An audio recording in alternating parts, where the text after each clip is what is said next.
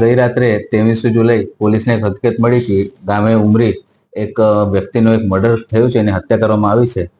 એ લગભગ રાતનો 2-2:30 વાગ્યાનો બનાવ છે. તરત જ અહીંથી લોકલ પોલીસ અને પીઆઈ શિહોરી ત્યાં પહોંચી ગયા હતા. જગ્યાને કોર્ડન ઓફ કરવામાં આવ્યો હતો અને પૂછપરછ કરતા ત્યાં એક નજર જોનાર સાહેબ ઓલરેડી ઊભો હતો. એ નજર જોનાર સાહેબનો એવું કહેવાનું હતું કે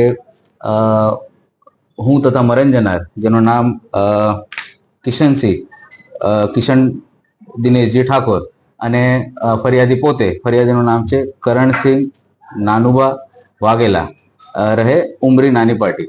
આ બંને જણા એમની એક જૂની અદાવત હતી આરોપી સાથે. એક 2-3 દિવસ સામાન્ય બોલાચાલી થઈ હતી. આની અદાવત રાખીને જ્યારે ઘરે જતા હતા ફરિયાદી, ત્યારે ફરિયાદી અને મરણ જનાર બંને જણા બાઇક ઉપર હતા. પણ એ રાતનો સમય હતો અને વરસાદી સમય હોવાના કારણે તે કીચડ હતું. આના કારણે મરણ જનાર સાહેબ ઉતરી ગયો હતો અને જે ફરિયાદી છે બાઇક લઈને આગળ જતો હતો. તે જૂની અદાવતના કારણે એ જે આરોપી છે એમનું નામ છે રોહિતસિંહ નંદુબા વાઘેલા, રહે ઉમરી નાની પાટી. એ ઇકો ગાડી લઈને પોતાને પાછળથી એમના ઉપર, એમના બોડી ઉપર ચડાવી દીધી અને એમના આ ઇમ્પેક્ટ એમની તે જગ્યા ઉપર જ મોત થઈ ગઈ હતી.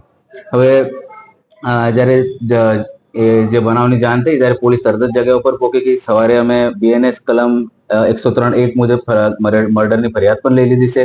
અને જે મુખ્ય એમાં આરોપીનું નામ છે રોહિતસિંહ નંદુબા વાઘેલા, ઉમરી નાની પાટી, એમને અત્યારે પોલીસે રાઉન્ડ અપ કરી દીધું છે અને એમની પૂછપરછ ચાલુ છે. એમને પુરાવા આધારે અટક પણ કરવામાં આવશે. સવારે અમારી એફએસએલની ટીમો આવી ગઈ હતી, અમારી ડોગ સ્ક્વોડની ટીમો ત્યાં આવી ગઈ હતી અને સાથે સાથે અમારી એલસીબીની ટીમો અને એસએચજીની ટીમો પણ તરત જ આવીને આરોપીને અમે રાઉન્ડ અપ કરી દીધું છે. હવે આગળનો તપાસ પીઆઈ શિહોરી કરી રહી છે. બીજા કોઈ આરોપી સાહેબ સામેલ કરાવે? અત્યાર સુધી અમે ફરિયાદમાં એક જ નામ નજરે જોનાર સાહેબ છે, એક જ નામ આપ્યું છે, પણ બીજું કંઈક નામ એમાં ઉજાગર થવાનું છે. તપાસનો વિષય છે, એ જ્યારે પણ થશે આપને જણાવીશ. વાહનનો મૂળ માલિક એની કોઈ તપાસ? સોરી, વાહનનો કોઈ મૂળ માલિક એની તપાસ?